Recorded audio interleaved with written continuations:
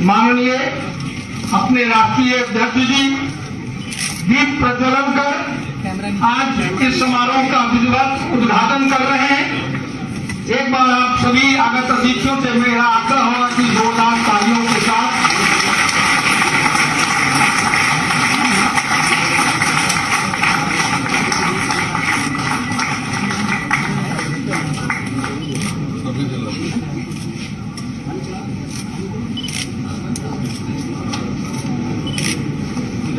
पीछे करना कैमरा भाई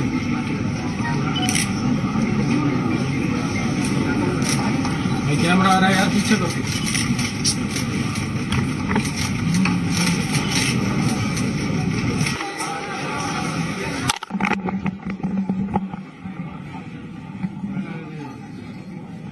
आज के इस उद्घाटन कार्यक्रम में मंच पर उपस्थित भारतीय जनता पार्टी के राष्ट्रीय उपाध्यक्ष सम्माननीय राधा मोहन सिंह जी,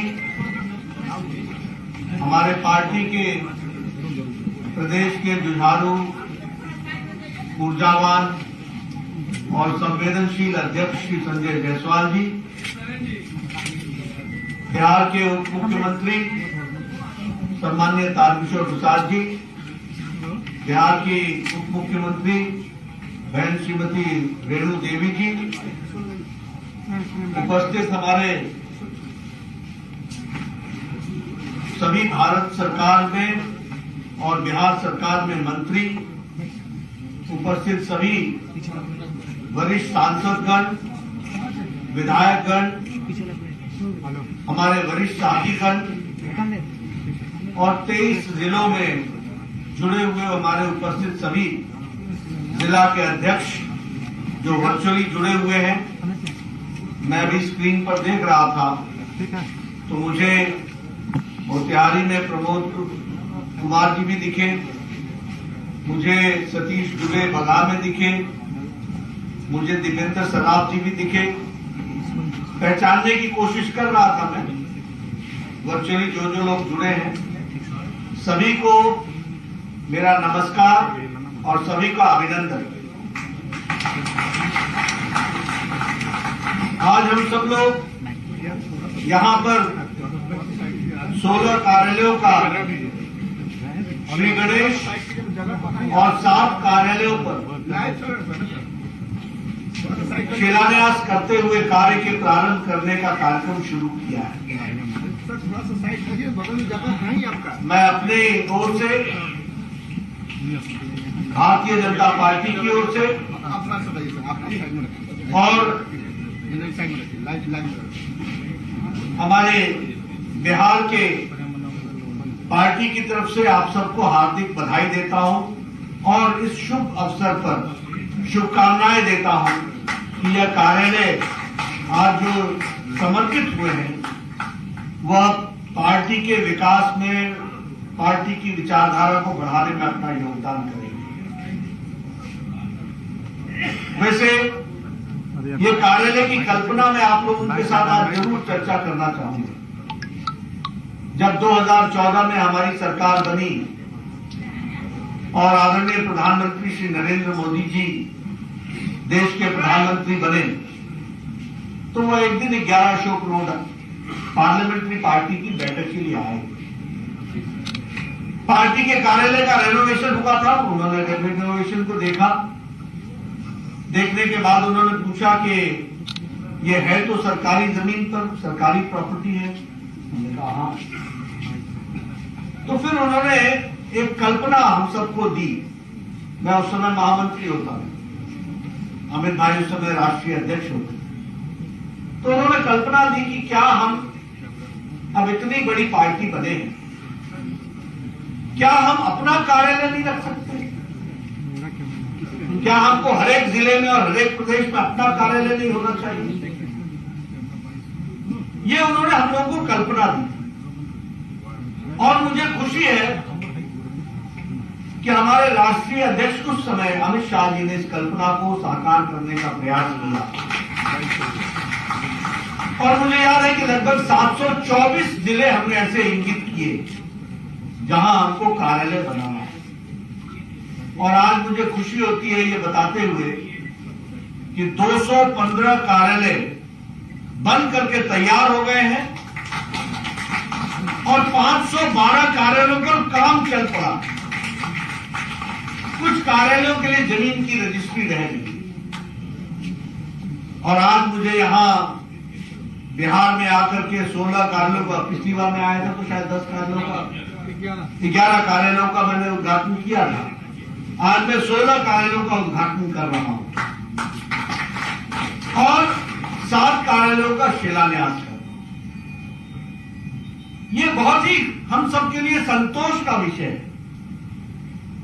कि जिस पार्टी में हम काम कर रहे हैं उस पार्टी को सुसज्जित करते हुए, कार्यालय का उपयोग करते हुए पार्टी की विचारधारा को बढ़ाने के लिए अब कैसे काम में जुटे।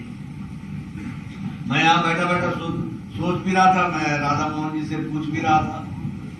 बहुत कम लोगों को मालूम होगा कि हमारा कार्यालय 72-74 में राजेंद्र नगर में एक किराए के मकान पर चलता था। लंबे समय तक आर्य भवन हमारा सेंटर था। आज मैं जाने वाला हूं गंगा जी के कार्य लंबे समय। बाद में जब जनता पार्टी की सरकार बनी तो उसके बाद हम लोगों को ये वाला कार्यालय अलॉट हुआ। और मुझे याद है आप हरी खिड़कियां, मैं पिछली बार भी चर्चा की थी, हरी खिड़कियां होती थी, कैलाश जी होते थे, अशोक जी होते थे, बापू आपटे होते थे। और उस समय से लेकर के एक यात्रा हमारी चली। अब आज अगर आपको संतोष करना हो और खुशी मनानी हो तो वो दिन याद रखना चाहिए जब हम किराए के मकान में छोटे छोटे स्थानों पर कार्यालय चलाते थे और आज भव्य कार्यालय, एक मंदिर के रूप में सुसज्जित कार्यालय हमको मिलता है। हमारा कार्यालय ई लाइब्रेरी से सुसज्जित है। हमारा कार्यालय इंटरनेट से जुड़ा हुआ है।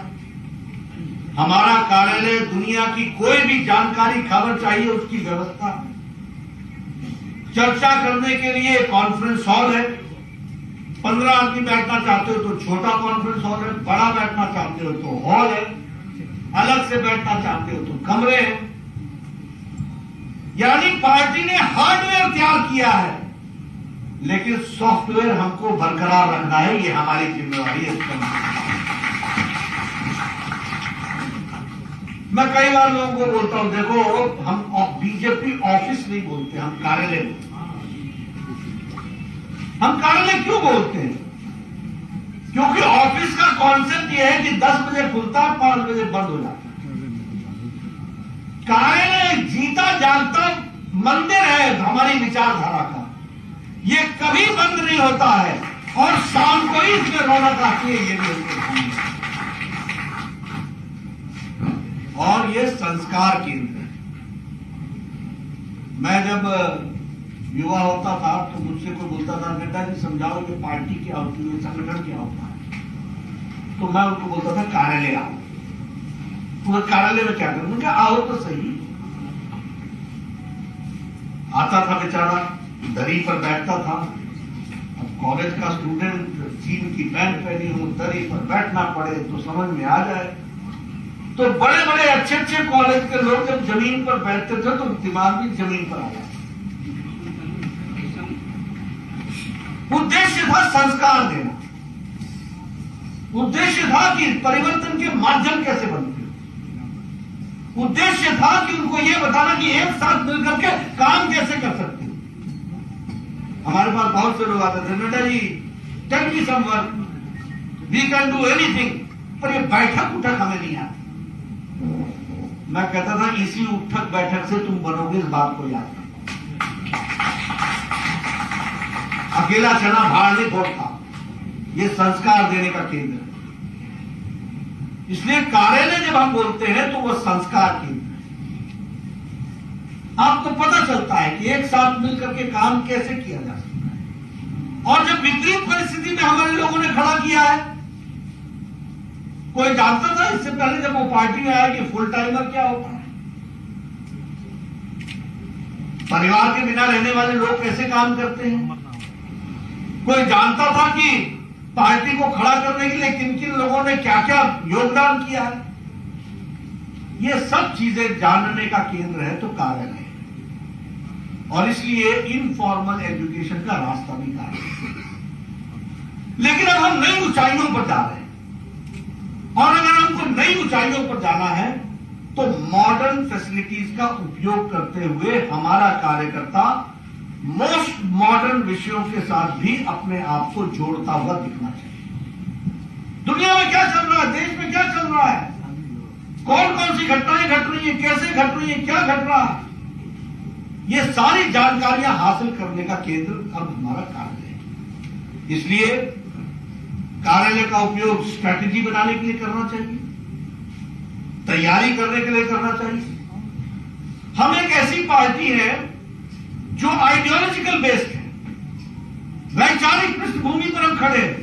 मैं बार बार लोगों को बोलता हूं, देखो अगर ये विचार नहीं होता ना तो हम इतनी बड़ी लड़ाई नहीं लड़ सकते थे, और सब लोग मिट गए, समाप्त हो गए, और जो नहीं हुए वो हो जाएंगे। रहेगा तो फिर बीजेपी रहेगी।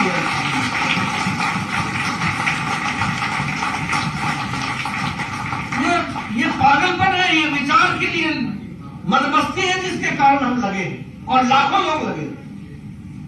कुछ नहीं मिलता है, कुछ नहीं मिलेगा, तब भी लगे नहीं। अब याद कीजिए ना, जनसंघ के दिनों में कभी सोचा था? मैं आपको ऐसे 100 परिवार भारत में गिना सकता हूं जिन्होंने अपनी जमीनों को बेच करके हर चुनाव लड़ा और जमानत बचाते हुए आज कमल के निशान को यहां तक पहुंचाया है। इस बात को हमको समझना है। ऐसे 100 परिवार आपको मिल रहे हैं। आज मैं गंगा बाबू जी के यहाँ जाने वाला हूं, दानापुर का चुनाव लड़ते थे, कभी सोचा था नहीं जीतेंगे। आज भी हमारे लिए कभी यार कठिन की सीट बन जाती है, लेकिन क्या सरलता से चुनाव लड़ते थे। कौन सी प्रेरणा थी उनको, विचारों की लड़ाई थी। तो हम विचार से जुड़े हुए पार्टी, और हम कैडर बेस्ड पार्टी, और कैडर बनता है कार्यालय में। उसका बहुत बड़ा उपकरण कार्यालय होता है, 2 दिन में नहीं पैदा हो जाता। मुझसे कई बार लोग बोलते हैं कांग्रेस पार्टी फलानी पार्टी, मैं कहीं कोशिश कर ले जितना करना, हमारी 40 साल की तपस्या करेंगे तब बराबर खड़े होंगे। ये कुछ नहीं होने वाला। ये जितने कैंप लगाने न लगाने, इनको CAMP समझने में बहुत टाइम लगता है। ट्रेनिंग नाम की चीज इनको समझने पहले खुद ट्रेन होना पड़ेगा। संस्कार 2 दिन में नहीं आते। ये भारतीय जनता पार्टी उत्तर प्रदेश का, हम किसी को जानते हो असम में, न जानते हो, हम राष्ट्रीय अध्यक्ष बन गए। उनको मालूम है कि हमारे कार्य करने का तरीका कैसे। हमें मालूम है कि हमारे बूथ के अध्यक्ष को मैं अपने साथ बैठा करके किस तरीके से विचार से जोड़ना चाहता हूं। ये 2 दिन में ये तरीके नहीं आते, ये कम्युनिकेशन 2 दिन में नहीं आता, ये संस्कारों से आता है। और ये संस्कार पैदा करने में निश्चित रूप से एक तरीका होता है जिसको हम लोग आगे बढ़ाते हैं। इसलिए हम विचार बेस्ड पार्टी है, हम कैडर बेस्ड पार्टी है, और हम मास फॉलोइंग वाली पार्टी। सबसे बड़ी मास फॉलोइंग हमारी। आप सोचिए ना, आज सभी लोग अपनी पार्टियां छोड़ करके 20-20 साल 30-30 साल लगाने के बाद भारतीय जनता पार्टी में आ रहे हैं। क्यों आ रहे हैं? क्योंकि सबके समझ में आ गया है कि कार्य करते हुए देश को परिवर्तित करने का उपकरण है तो वो भारतीय जनता पार्टी है। इस बात को हमको समझना। ये छोटी घटना नहीं होती। 20-20 साल 30-30 साल जीवन का किसी पार्टी में लगा देना और उसके बाद फिर आकर के हम इस तरीके से खड़े हुए, ये कोई छोटी घटना नहीं होती। ये हमारी जो फॉलोइंग बढ़ रही है। और मैं कई बार, मैंने कल भी कहा, मैं आज भी आपसे कहना चाहता हूं कि देखिए, हम राजनीति को समझें। आज भारतीय जनता पार्टी के विरोध में लड़ने वाला कोई राष्ट्रीय पार्टी ही नहीं रह गई, कोई राष्ट्रीय स्तर की पार्टी नहीं रह गई, कोई विचार की पार्टी नहीं रह गई। और हम लोगों ने हमेशा कहा, विचार के आधार पे कहा, national outcomes with regional aspirations, national commitment with regional aspirations, विविधता में एकता। ये नारा नहीं था ऐसी, ये ऐसे ही नहीं था कि मुंह से निकल गया। ये सोचा समझा, यूनिटी अमंग डायवर्सिटी। अगर श्यामा प्रसाद मुखर्जी ने बलिदान दिया, एक देश में एक निशान, एक विधान, एक प्रधान रहेगा, और एक देश में दो निशान, दो विधान, दो प्रधान नहीं रहेगा, तो उसी लड़ाई को 52 से लड़ते लड़ते, 51 से लड़ते लड़ते 2020 में 5 अगस्त 370 को धाराशाही किया है। ये विचारधारा कोई पार्टी नहीं, और एक देश में अब एक निशान, एक विधान, एक प्रधान बन गए। तो ये विचारों से जुड़ी हुई पार्टी है, जिसके कारण से ये सब हम लोग कर रहे हैं। लेकिन मैं तो कहता हूं कि कोई राष्ट्रीय पार्टी नहीं रह गई है। जिन कांग्रेस पार्टी ने कभी रीजनल एस्पिरेशंस को समझा नहीं, इसलिए साउथ में होते हुए भी उखड़ गए। केरला में उखड़ रहे हैं, कर्नाटक में कमजोर हो गए, तमिलनाडु से तो बहुत पहले चले गए, आंध्र में उखड़ गए, तेलंगाना में उखड़ गए। ये सब कांग्रेस की जगह थी। They could never understand the regional aspirations. हमारे मोदी जी यूएनओ में जाते हैं, चर्चा किसकी करते हैं? तिरुवल्लुवर में। चर्चा किसकी करते हैं? तमिलनाडु की कविता की करते हैं, कवि की करते हैं। रीजनल जो हमारे देश के लोग, जिन्होंने देश की आजादी से लेकर के देश के साहित्य में अपना कॉन्ट्रीब्यूशन किया, उसके लिए करते हैं। और इसी बात को ध्यान में रखते हुए जब हम आगे बढ़ते हैं, तो हमारा ये मानना है कि विचार के आधार पर हम आज नहीं तो कल इन प्रदेशों में भी कमल खिलाएंगे। इस बात का लेकिन लड़ाई किससे है हमारी? जम्मू कश्मीर में हम किससे लड़ रहे हैं? मैंने कल भी कहा था, आज भी कहूंगा, पीडीपी महबूबा की पार्टी है, परिवार की पार्टी है। नेशनल कॉन्फ्रेंस फारूक अब्दुल्ला, उमर अब्दुल्ला की पार्टी है, परिवार की पार्टी है। आप हरियाणा में बात, पंजाब में आ जाओ, शिरोमणि अकाली दल परिवार की पार्टी है। अब तो दूसरी पार्टी भी जो है वो भी परिवार जैसी पार्टी होगी। अब हरियाणा में आ जाओ, परिवार की पार्टी है। अब इतना बड़ा उत्तर प्रदेश 24 करोड़ का प्रदेश है, 24 करोड़ की आबादी का प्रदेश है। इंडियन नेशनल कांग्रेस ने 287 सीट्स में चुनाव लड़ा और 280 सीट्स में जमानत जब्त हो गई, सूचना था। और हमसे लड़ कौन रहा है? समाजवादी पार्टी, परिवार की पार्टी है। यहां भी हम किससे लड़ रहे हैं? आरजेडी, परिवार की पार्टी है। तमिलनाडु, केरला में हम, बंगाल में किससे लड़ रहे हैं? परिवार की पार्टी है। पीसी भाईपो की पार्टी है, दीदी की पार्टी है और भतीजे की पार्टी है। नवीन बाबू की पार्टी है, एक व्यक्ति की पार्टी है। उड़ीसा में आप वाईएसआर की बात कर लीजिए, जगन मोहन की बात कर लीजिए, परिवार की पार्टी है। आप तेलंगाना में आ जाइए, टीआरएस, तेलंगाना राज्य समिति, केशव चंद्रशेखर राव, केसीआर, परिवार की पार्टी है। तमिलनाडु, परिवार की पार्टी है। हर जगह परिवार। शिवसेना जो अब समाप्ति की ओर हो गई, वो भी परिवार की पार्टी है। एनसीपी, परिवार की पार्टी है। और मैं कई बार कहता हूं कि कांग्रेस पार्टी में अब भाई बहन की पार्टी रह गई, बाकी कुछ नहीं। और ये सब लोग रीजनल एस्पिरेशंस को उछालते चले गए और बाद में ये परिवार की पार्टियां बन गई। इसलिए भारतीय जनता पार्टी के लिए सबसे बड़ा चैलेंज है वंशवाद के खिलाफ लड़ाई। और किसी को भी प्रजातंत्र, और बिहार में मैं इसलिए बोल रहा हूं कि बिहार वैसे भारत देश ही प्रजातंत्र की, it is mother of democracy. और जब हम मदर ऑफ डेमोक्रेसी की बात करते हैं तो हम कभी वैशाली को नहीं भूल सकते हैं, बिहार की धरती को नहीं भूल सकते हैं। हम यहां से जन्मे हुए, तो अगर हम डेमोक्रेसी की बात भी करें तो उसके लिए परिवारवाद चैलेंज है। और उस चैलेंज को अगर लड़ना है तो वो भारतीय जनता पार्टी ही लड़ सकती है। और इसलिए मैं ये बातें आपके सामने इसलिए कह रहा हूं क्योंकि अगर हम कार्यालय बनाना, सिर्फ कार्यालय बना करके हम 700 कार्यालय हमारे बन गए, ऐसा नहीं है। ये 700 कार्यालय ये पावर हाउस बनने हैं, इनको जनरेशन करना है, इनको जनरेट करना है। एक नहीं, लाखों नहीं, करोड़ों कार्यकर्ताओं को जनरेट करने की उपकरण बनना है, इसको हमको करना है। और आप देखिए ना, अब तो मंजिल बहुत नजदीक है। आप देखिए जिन लोगों ने लड़ाई लड़ी है उनकी बात करो ना। मैं याद करता हूं यही पटना में था, मेरी उम्र शायद 6 साल की, 66-67 की बात होगी। जनसंघ ने तय किया कि हम हर विधानसभा में चुनाव लड़ेंगे। सुशील जी ज्यादा बता सकते हैं, उस समय शायद तय हुआ था कि सभी कंस्टिट्यूंसी में चुनाव लड़ेंगे। जीतने के कोई आसार नहीं थे। जनसंघ का दिया वाला कैप पहन करके एक मोटरसाइकिल लेकर के एक विधानसभा में, मैं छोटा था, 6-7 साल का था। मैंने पूछा इससे होगा क्या? राजनीति में मेरी रुचि थी। बोले इससे दिया पहुंचेगा, जीतना तो है नहीं लेकिन इससे दिया पहुंचेगा।